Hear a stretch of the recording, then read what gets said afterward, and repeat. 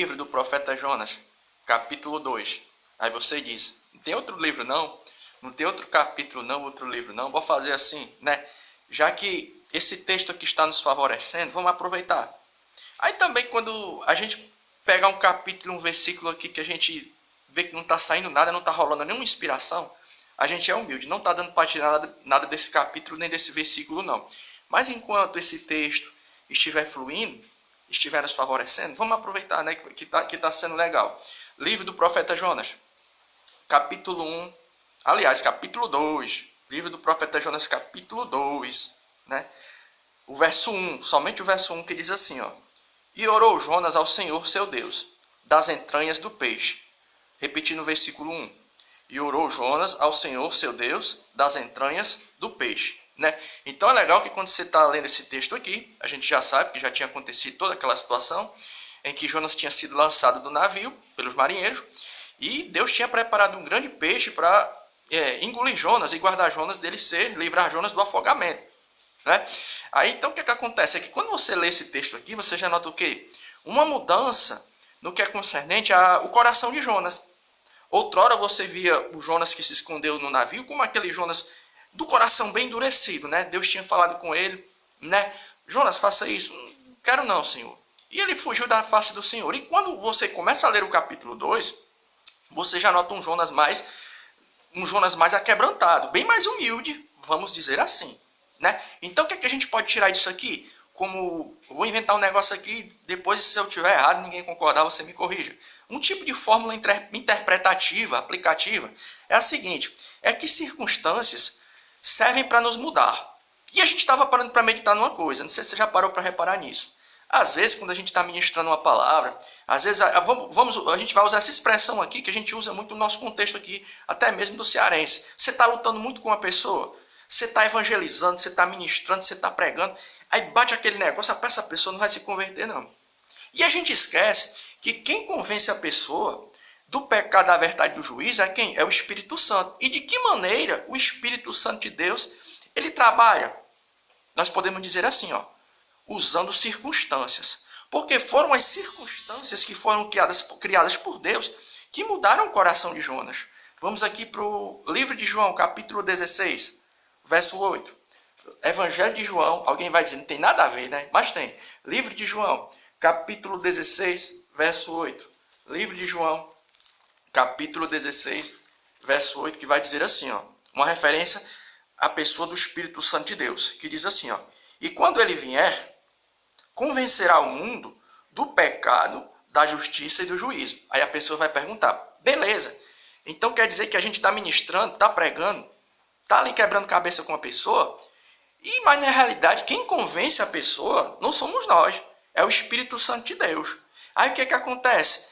Vai surgir outra pergunta, e que pergunta é essa? É a seguinte, como o Espírito Santo... Beleza, a gente já sabe que o Espírito Santo de Deus é quem convence. Mas quais são as ferramentas que o Espírito Santo de Deus ele vai utilizar para convencer alguém?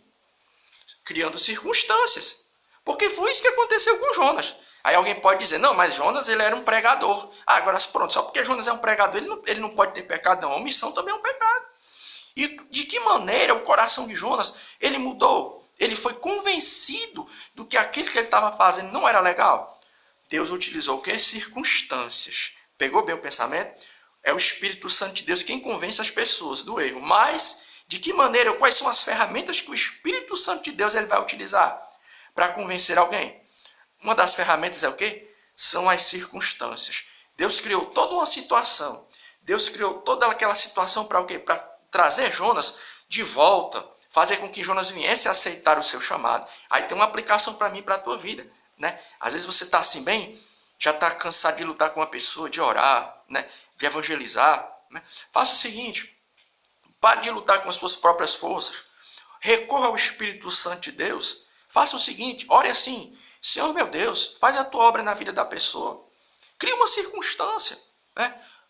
Cria uma situação, entregue nas mãos do Senhor, não vá deixar de orar não. Mude apenas a maneira de você agir. Às vezes você usa muita força, muita palavra que convence a pessoa na marra. E a gente esquece o quê? Que quem convence as pessoas não somos nós. É o Espírito Santo de Deus. De que maneira?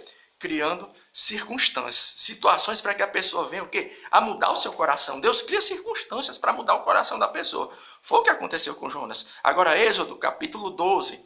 Aliás, Êxodo capítulo 9. O que tem a ver isso aqui? Porque nós estamos falando do quê? De um Deus que cria situações para mudar o coração de alguém. Êxodo capítulo 9, verso 12. Êxodo capítulo 9, verso 12. Você diz que não tem nada a ver, né? Tem nada a ver isso aí, uma coisa com a outra. Está fazendo uma miscelânea, uma mistureba de textos bíblicos, mas tem. A gente sabendo combinar, vai dar certo. Êxodo capítulo 9, verso 12. O Deus que cria circunstâncias para mudar o coração de alguém. Êxodo 9, capítulo 12, que diz assim, ó. Êxodo 9, capítulo 12. Que vai dizer o seguinte, ó. Porém o Senhor endureceu o coração de Faraó e não os ouviu como o Senhor tinha dito a Moisés. Olha aí, ó. Porém, o Senhor endureceu o coração de Faraó. O que é que acontece? A nação de Israel, durante aquele momento dos 400 anos que eles estavam morando no Egito, as escrituras nos diziam o quê? Que eles tinham esquecido daquela promessa que Deus tinha feito a Abraão, de que eles estavam ali só de passagem. Ou seja, eles tinham esquecido que ali não era o local deles e tinham abandonado aquela esperança. Então, quando você lê o contexto, qual foi a ferramenta que Deus utilizou para fazer com que o povo viesse a clamar? Olha aí como a circunstância é um pouco parecida com a de Jonas. Só que Jonas era somente um. E no caso aqui estamos falando de uma nação.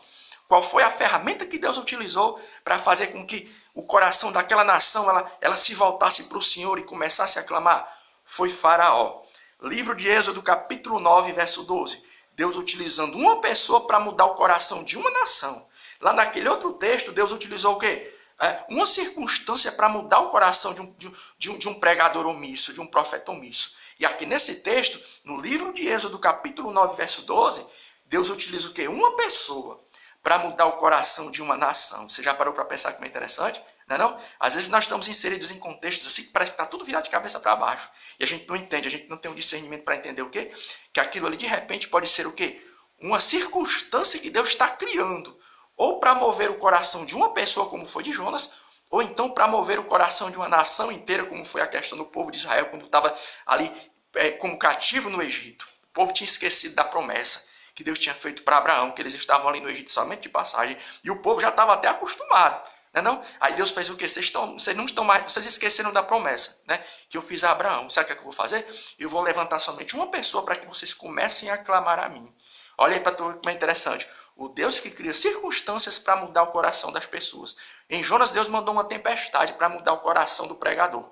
E no livro de Êxodo, capítulo 9, verso 12, Deus usa uma pessoa, endurece o coração de uma pessoa para mover o coração de toda uma nação que tinha esquecido do Senhor, nosso Deus, de clamar a Ele.